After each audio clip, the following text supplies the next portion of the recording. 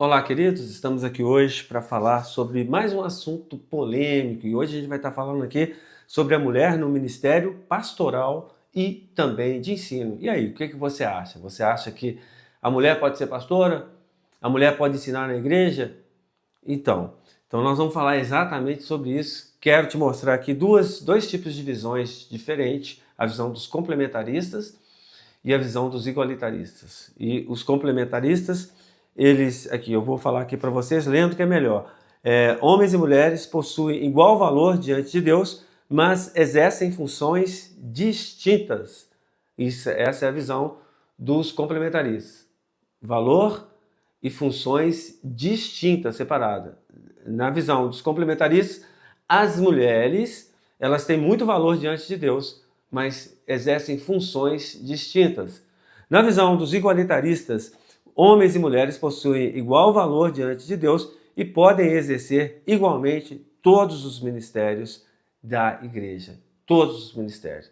A visão igualitarista tem valor, também muito valor diante de Deus, as mulheres, e elas também podem exercer as funções, todas as funções, indistintamente ou igualmente com os homens. Testemunho do Antigo Testamento. A gente vai ver no Antigo Testamento algumas mulheres que tiveram posições honrosas e semelhantes a posições de homens, como por exemplo Miriam. Êxodo capítulo 15, versículo 20 nos fala: então Miriam, a profetisa, irmã de Arão, tomou um tamborim na mão. Então aqui a gente percebe que Miriam, ela era profetisa. E o que significa a palavra profetizar, tanto no hebraico como no grego? Significa falar em nome de Deus. Então ela falava em nome de Deus. Miriam, ela era uma profetisa e falava ao povo. Débora, Juízes 4 e 5, diz assim: Débora, profetisa, mulher de Lapidote, julgava Israel naquele tempo. Então, Débora era uma mulher que não somente falava em nome de Deus, como também julgava, ou seja, ela dava ordens, ela falava isso aqui pode, isso aqui não pode, isso aqui não é, ela julgava o povo de Israel, ela exercia o ministério executivo, vamos dizer assim, ela era líder do poder executivo, do poder judiciário, do poder legislativo, ela era uma pessoa que tinha muita autoridade, essa mulher chamada Débora, amém? Ulda também, Ulda, 2 Reis 22, 14, então o sacerdote Uquias foram ter com a profetisa Ulda, e Ulda era uma pessoa que, além de ser profetisa, ela também era intérprete da lei. O livro da lei tinha perdido, e Uquias achou esse livro, deu para Ulda, Ulda interpretou esse livro, então ela era intérprete da lei. E essa era uma posição também muito importante. Os complementaristas, o que eles falam sobre isso? Embora essas mulheres tenham sido usadas por Deus, nenhuma exerceu o sacerdócio levítico, de acordo com a visão complementarista. Embora elas tenham sido usadas por Deus, elas não exerceram sacerdócio levítico. E eu vou explicar isso aqui eu vou explicar sobre isso aqui, ó. O sacerdócio oficial. Êxodo capítulo 28, versículo 1. Depois tu farás chegar a ti teu irmão Arão e seus filhos com ele, para me administrarem o ofício sacerdotal.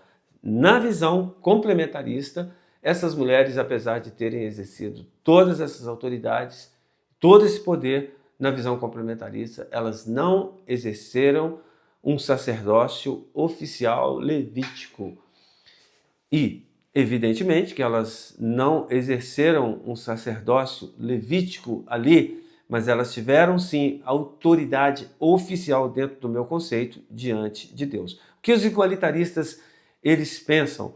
Esses exemplos demonstram que Deus pode levantar mulheres para exercer liderança espiritual significativa sobre o povo. E eu também penso dessa maneira. Então, veja bem, querido, se a gente for analisar qual a diferença entre sacerdócio e o ministério profético. O ministério sacerdócio, ele pega dos homens e leva para Deus. O ministério profético, ele pega de Deus e leva para os homens. O que essas mulheres faziam? Ela pegava de Deus e enviava para os homens. O que o sacerdócio levítico fazia? Pegava dos homens e levava para Deus. Todos dois são oficiais, todos dois são importantes, então não há como falar que um é oficial e o outro não é oficial. Então essas mulheres eram profetisas diante de Deus, levantadas por Deus. Então não há como a gente falar que não eram. E mesmo se nós falarmos que somente os sacerdotes tinham vamos dizer assim, autoridade oficial, e eu estou colocando aqui hoje, o assunto desse vídeo aqui é se as mulheres podem ensinar e se as mulheres podem ser pastoras, né? Então vamos lá. O que diz 1 Pedro capítulo 2, versículo 5? Vocês quem? Pedro falando ali para os eleitos. Quando você pegar lá no princípio lá, você vai ver que Pedro escreve aos eleitos. E esses eleitos é só homens? Não, homens e mulheres. Quando ele fala vocês, ele está incluindo as pessoas que foram eleitas, incluindo as mulheres. Vocês também estão sendo utilizados como pedras vivas na edificação de uma casa espiritual para serem sacerdócio santo. Guarda isso, sacerdócio santo, oferecendo sacrifícios espirituais aceitáveis a Deus por meio de Jesus Cristo. Então o sacerdócio, ele oferece. As mulheres estão incluídas nesse pacote aqui, olha. E no versículo 9 diz assim, vocês, porém, são geração eleita, reino de sacerdotes, nação santa, povo que pertence a Deus, para anunciar as grandezas daquele que os chamou das trevas para sua maravilhosa luz. Na minha opinião, então, as mulheres estão liberadas para servir a Deus, ministério sacerdotal, servir, pegar dos homens e levar para Deus, pegar de Deus, levar para os homens. Está liberado oficialmente, dentro da minha visão.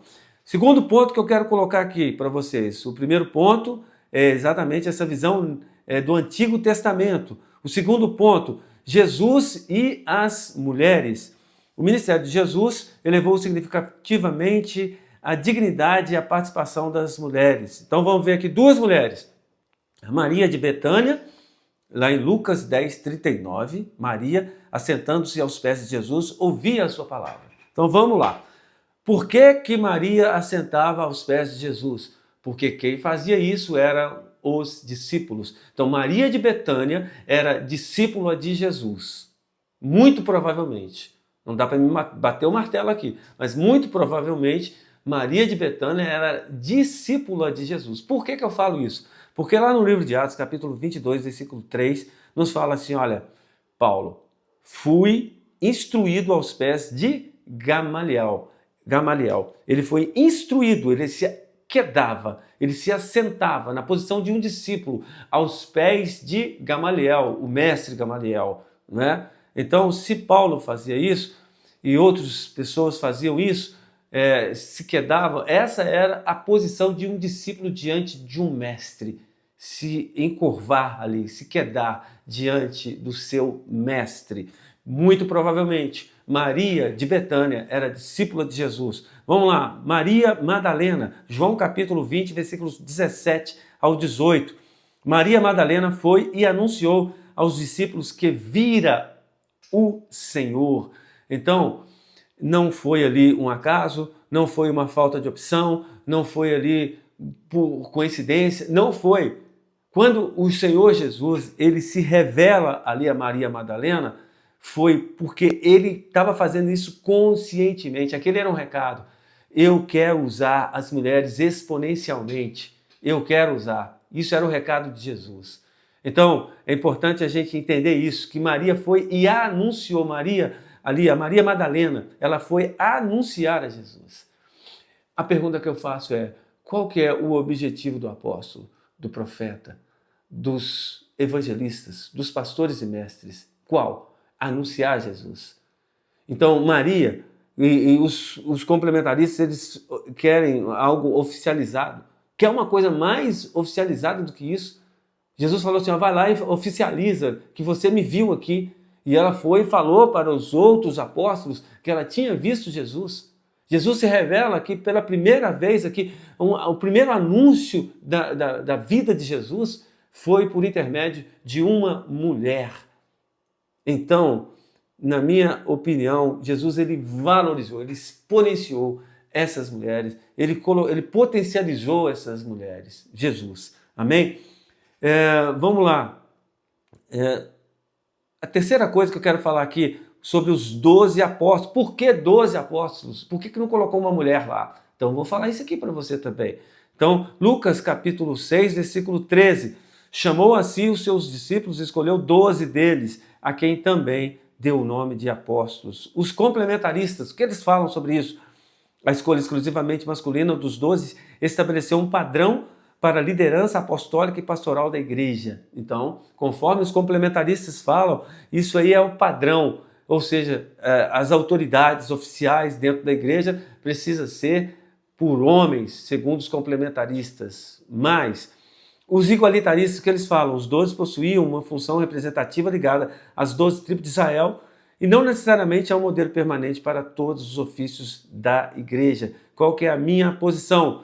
Tanto os apóstolos como os filhos de Jacó, que estabeleceram as 12 tribos de Israel, foi por fator logístico dentro de uma sociedade que muitas vezes recriminava a mulher. E se colocar ali um homem era uma coisa que talvez não soaria bem para a sociedade.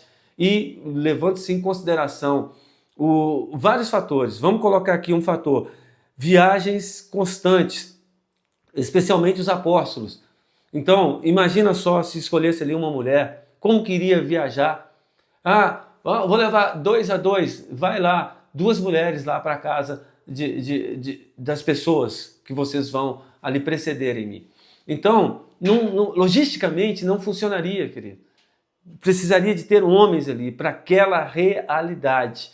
Então, o fator segurança, ele era importante. O fator viagens constantes, ele era importante. O fator de uma sociedade patriarcal ali, se colocasse ali uma mulher, poderia provocar escândalo para aquela sociedade. Eles tinham o afã de ganharem os judeus. Então é importante que a gente entenda que tanto os filhos de Jacó foram colocados ali como cabeça das suas tribos,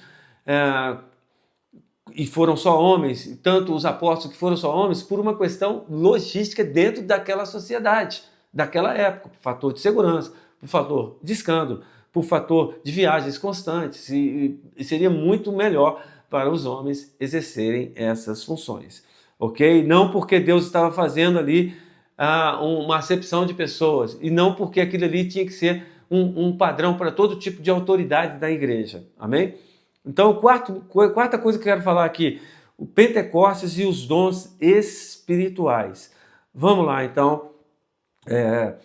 Joel, capítulo 2, versículo 28, nos aponta para Atos, capítulo 2, e todos falam sobre o quê? Sobre um avivamento sobre toda a carne. Joel 2, 28, derramarei o meu espírito sobre toda a carne, e os vossos filhos, homens, e as vossas filhas, mulheres, profetizarão. Atos capítulo 2, versículo 17, do meu espírito derramarei sobre toda a carne. O que os complementaristas eles falam? Eles dizem assim, receber dons espirituais não significa necessariamente ocupar todos os ofícios de lideranças e o governo da igreja. Então, dentro da visão complementarista, a pessoa receber um dom ali não significa que oficialmente ela pode exercer um cargo de liderança. Dentro da visão complementarista. O que os igualitaristas falam? Se Deus concede dons espirituais sem distinção de sexo, também pode chamar mulheres para qualquer ministério. O raciocínio é que os dons espirituais têm a mesma finalidade eclesiástica dos ofícios ministeriais, que é a edificação do corpo de Cristo, exatamente como eu penso. Eu penso que se Deus ele concede o dom, então aquilo dali, para mim, é Deus falando assim, olha, eu quero usar as mulheres ou homens, eu quero usar. Não é? E isso se abrange também nos ofícios da igreja, o ofício pastoral, o ofício diaconal, todos os tipos de ofícios dentro da igreja, cabe também às mulheres. Quinta coisa, mulheres no ministério da igreja primitiva. A gente percebe aqui uma mulher chamada Priscila, isso eu estou falando do Novo Testamento. Então, Atos capítulo 18, versículo 26, tomaram-no consigo e com mais exatidão lhes expuseram o caminho de Deus. E essa mulher aqui, juntamente com seu marido, que era Áquila, Tomou a quem? Tomou a Apolo, que era um mestre, um mestre.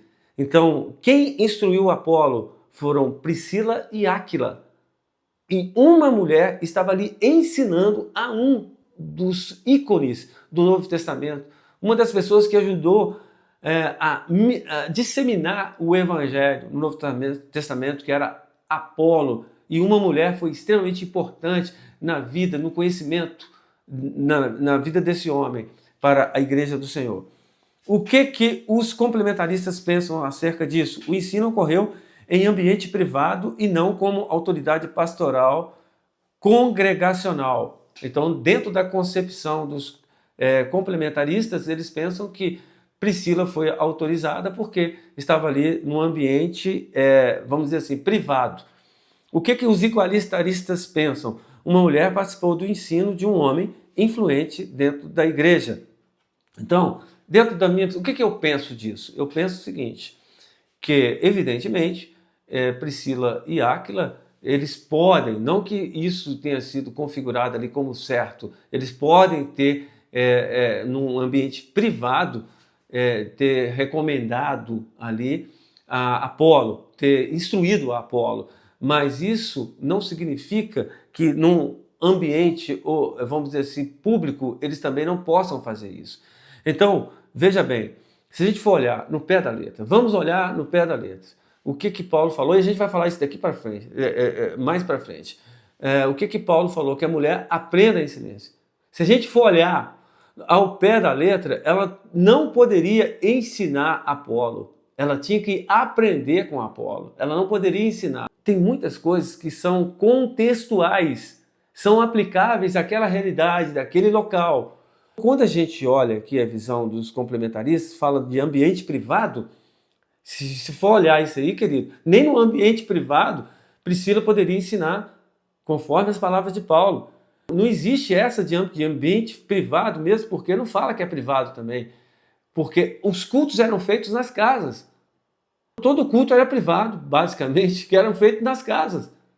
Quando a gente olha aqui, querido, a gente vê que o Novo Testamento, ele usa muito as mulheres. A gente pega, por exemplo, aqui uma mulher chamada Febe.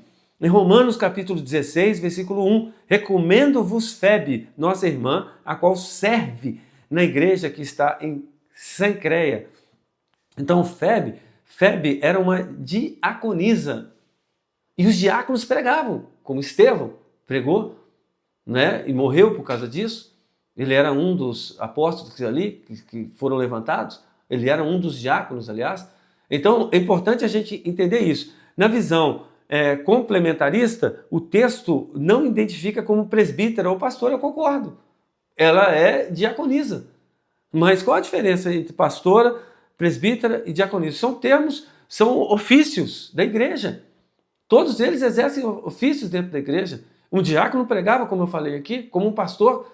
Então é importante a gente entender isso. Qual que é a visão igualitarista? O termo pode indicar um ministério oficial, que eu creio nisso. Uma outra mulher aqui, que é Júnia, Romanos 16, 7. Saudai Acrônico e Júnia, os quais são notáveis entre os apóstolos. Na visão complementarista, o texto pode significar apenas que ela era bem conhecida pelos apóstolos. Concorda aqui com os complementaristas. Aqui não fala que ela é uma apóstola, não é?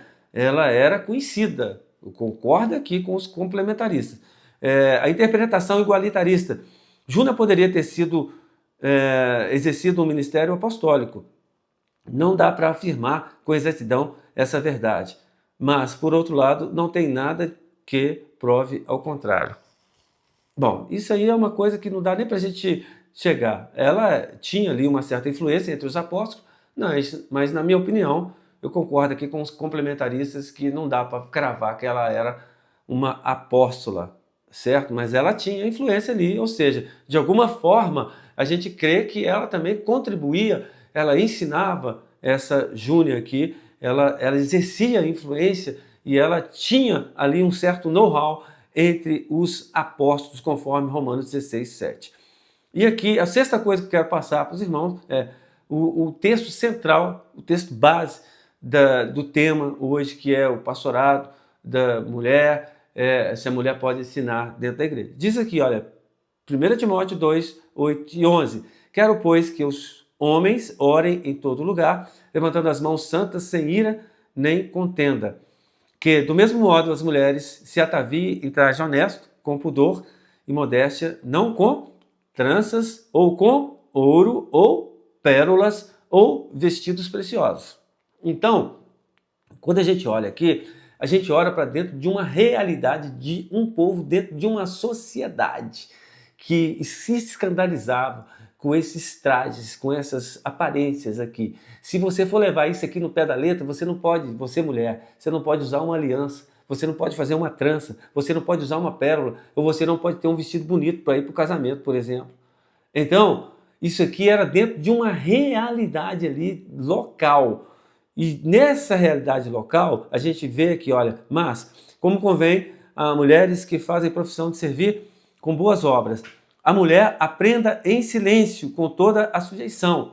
Ou seja, está falando de uma realidade local ali em Éfeso, que era a cidade que Timóteo pastoreava. Bom, e diz aqui, olha, não permito que porém, que a mulher ensine, nem use de autoridade sobre o marido, mas que esteja em silêncio, naquela realidade ali. Porque primeiro foi formado Adão e depois Eva.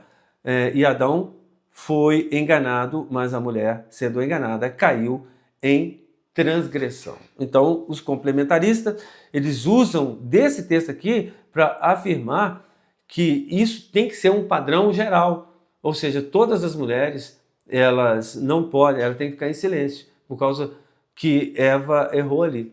E isso, no meu modo de ver, não tem nada a ver. Por quê? Porque ele pegou uma analogia para retratar uma realidade local. Ele pegou essa analogia. Nós fazemos, eu sou pregador, eu pego muito isso, analogias, que são ali para contextos da época, para abranger uma certa realidade que eu quero. Então ele pegou ali o exemplo de Eva com Adão, que ela incorreu num erro, para usar aquele termo para retratar aquela realidade que aquelas mulheres estavam cometendo aqueles erros também, da mesma maneira. E Adão não foi enganado, mas a mulher, sendo enganada, caiu em transgressão. Salvar-se-á, porém, dando à luz, se permanecerem com sobriedade na fé, no amor e na santificação, para aquela realidade ali. Entendem? Então, se você for pegar no pé da letra, você vai ter que pegar tudo. Pega tudo. Não usa ouro, não usa pérola, não usa vestido, não usa trança. Você só pode ter filhos da luz. E aí você vai ganhar a sua salvação. Você não pode fazer nada. Então isso é pegar no pé da letra. Mas se você entender que é uma estratégia local, Timóteo era jovem, eu não sei o que estava acontecendo ali, mas Paulo talvez queria preservá-lo ali. Então é importante a gente entender que aquilo era algo para aquela situação. Amém? A sétima coisa que eu quero colocar aqui sobre o silêncio das mulheres na igreja, que também é um texto fundamental para aquilo que a gente está abordando aqui hoje. 1 Coríntios capítulo 14, versículo 26 até o 35. Que fareis, pois, irmãos?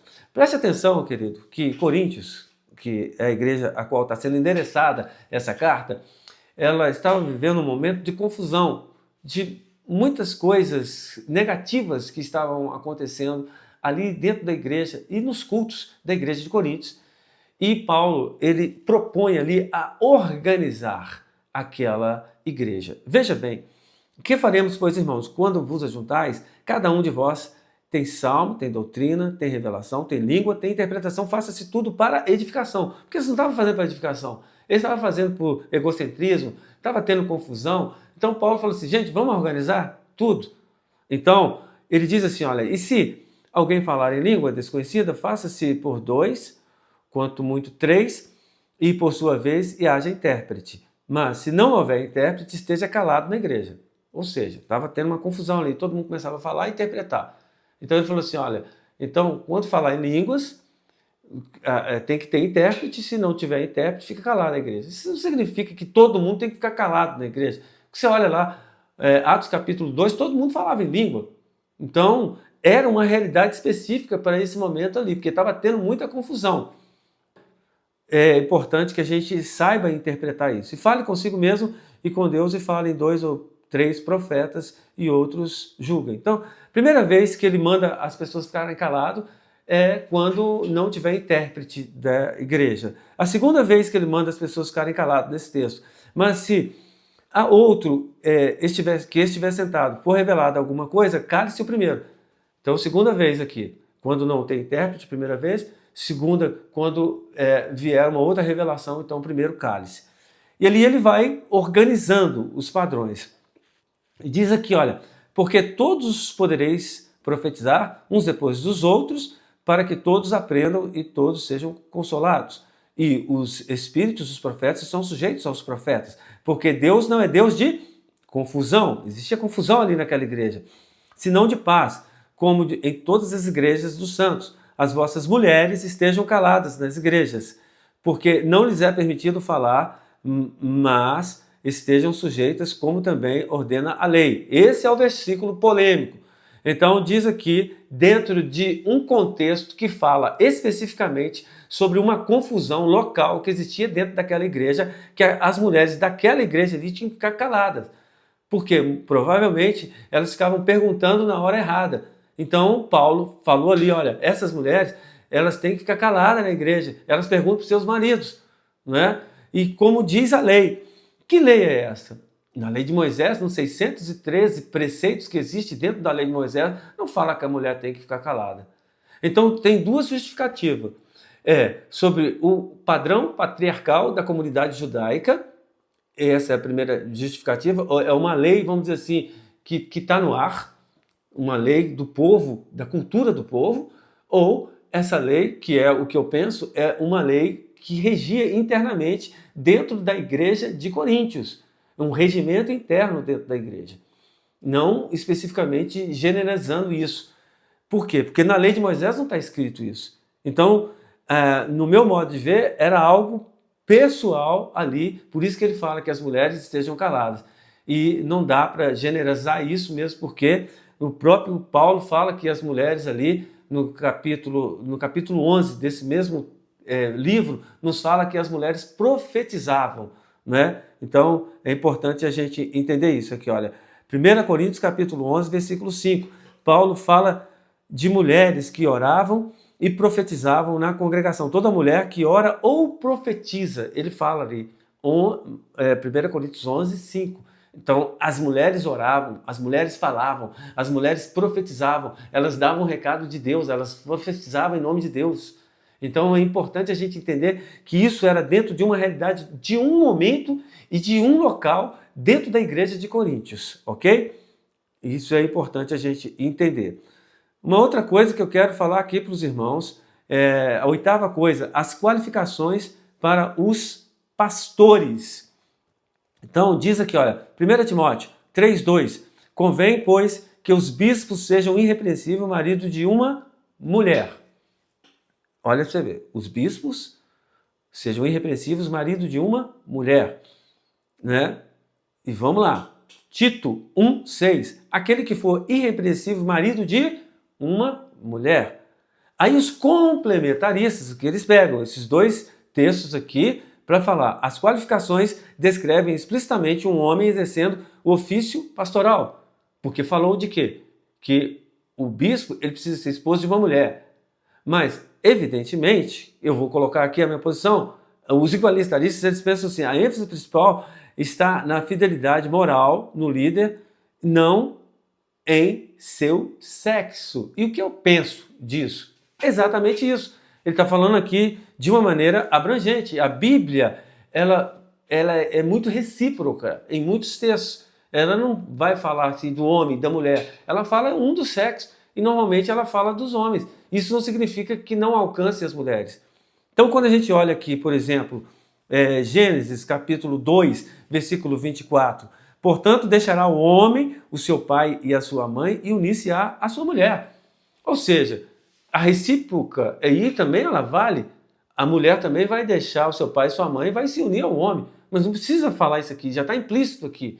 Ok? Então, quando fala aqui, por exemplo, Quero, pois, que os homens orem em todo lugar. Ele está falando homem e mulher. Não precisa falar aqui os homens, as mulheres, né? Está implícito também. Aqui em 1 Pedro 3,7 fala: maridos, vós igualmente vivei a vida comum do lar com discernimento. Isso não significa que a mulher ela não tenha que viver. A mulher também tem que ter discernimento. Por quê? Porque senão as orações são interrompidas. É isso que a Bíblia nos fala. A reciprocidade de alguns textos. E quando fala o bispo seja esposo de uma só mulher, a mulher que também ela tiver algum ministério, ela também seja esposa de um único marido. É importante a gente entender, a gente não pode pegar esse versículo aqui para falar que a mulher não pode ser eleita como pastora ou como uma líder diaconisa ou algo do tipo. Amém? Nona coisa que eu quero falar aqui, a liderança no lar e na igreja. Efésios 5:23. Marido, porque o marido é a cabeça da mulher, como também Cristo é a cabeça da igreja. Concordo plenamente, né? A palavra cabeça implica autoridade e liderança, estabelecendo um padrão que também se reflete na igreja. Concorda que os complementaristas falam isso aqui, ó. A palavra cabeça implica em autoridade e liderança, não é? Estabelecendo um padrão que também se reflete na igreja. Eu concordo plenamente, porém com algumas ressalvas aqui que os complementaristas pensam. Veja bem aqui o que os igualitaristas pensam. O texto enfatiza a responsabilidade amorosa, cuidado e serviço sacrificial, não necessariamente autoridade governamental. Tá? A minha posição é que o marido, sim, ele é o cabeça, isso é irrefutável, isso é inegável. Mas como que esse cabeça precisa tratar o seu corpo, né? Ele precisa tratar de uma forma amorosa, como Jesus, que era a cabeça da igreja, tratou a igreja, se doou a igreja, convocou uma mulher para ser a porta-voz dele, para falar oficialmente que ele estava ressuscitado, colocou uma mulher para profetizar, colocou uma mulher para estar ali como discípula. Então o que eu quero dizer aqui é que o fato de o homem ser o cabeça da mulher não significa que a mulher não possa exercer autoridade. Olha, o Salmo 128, versículo 2, nos fala algo interessante aqui que talvez muitas pessoas ainda não perceberam. Você comerá do fruto do seu trabalho, será bem-aventurado e próspero. Então preste atenção aqui no que diz respeito aos homens. Está falando aqui no versículo 2 sobre o homem. Então ele está falando aqui, olha, comerá do fruto do seu trabalho, ou seja, o homem é o mantenedor da casa, o homem que traz o fruto aqui para casa, não é? E aqui no versículo 3 fala: a sua mulher será como uma videira frutífera dentro da casa. Ou seja, o homem, ele provê o fruto para casa. E a mulher é a videira frutífera. Ela vai, em outras palavras, ser a gestora, a administradora da casa. No versículo 3 nos fala sobre isso. Eu leio aqui novamente, aqui, olha. A mulher será como a videira frutífera dentro da sua casa. Seus filhos serão como brotos de oliveira ao redor da sua mesa. Ou seja, a mulher, ela exerce uma influência sobre a casa e sobre os filhos. É importante que ela, a gente entenda isso, que ela tem autoridade ali no interior da casa. Então, não é o fato da mulher, ela estar submissa ao homem e se submeter, não é ser humilhada pelo homem, é andar na mesma linha, na mesma visão do que os homens. Não é o fato de que o homem é o cabeça da mulher, que a mulher não possa exercer autoridade. Amém? E por último, eu quero colocar aqui para os irmãos, que é a igualdade em Cristo. Gálatas 3:28 diz o seguinte: não há macho nem fêmea, porque todos vós sois um em Cristo Jesus. Diz a visão complementarista. O texto trata de igualdade e acesso à salvação e à posição diante de Deus, não dos ofícios e funções da igreja. Então aqui, lá em Gálatas 3:28, fala, não há macho nem fêmea. Ou seja, na visão de Paulo aos Gálatas, não existe essa distinção de sexo, macho, fêmea, né? Porque todos nós somos iguais diante de Deus. Amém? Na visão complementarista, que eles falam, isso aí não significa que está falando aqui sobre ofícios de dentro da igreja, o que eu concordo com os complementaristas aqui, né? Na visão igualitarista, diz assim, as distinções ministeriais não devem ser determinadas pelo sexo, que eu também concordo, né? Que só está falando que não tem diferença. Não está falando nem que deva ou que não deva colocar ali sobre uma posição oficial, mas biblicamente, já falei aqui com vocês, que nós podemos perceber que existiam várias profetisas, existiam várias pessoas que ensinavam, tanto no Velho como no Novo Testamento. Amém? Então, é importante a gente entender isso. Dentro da minha concepção, não vejo problema nenhum, e inclusive na nossa igreja tem pastoras, não vejo problema nenhum sobre isso, diaconisas, não vejo problema nenhum sobre isso, e discordo completamente dos complementaristas, respeito, mas discordo, e acredito que possa sim, isso aqui ser uma realidade. Não há distinção de macho e de fêmea, nem especificamente para cargos, para nada. Deus usa, e eu concordo plenamente também que o homem é o cabeça da mulher. Isso não significa que a mulher não possa exercer autoridade na igreja. Amém? Então é isso, eu deixo aqui esse estudo. Eu sei que é um assunto bem polêmico, não sei se você concordou com tudo, com parte, mas se você gostou, que você possa compartilhar esse vídeo aqui, e até o próximo vídeo, em nome de Jesus. Deus te abençoe.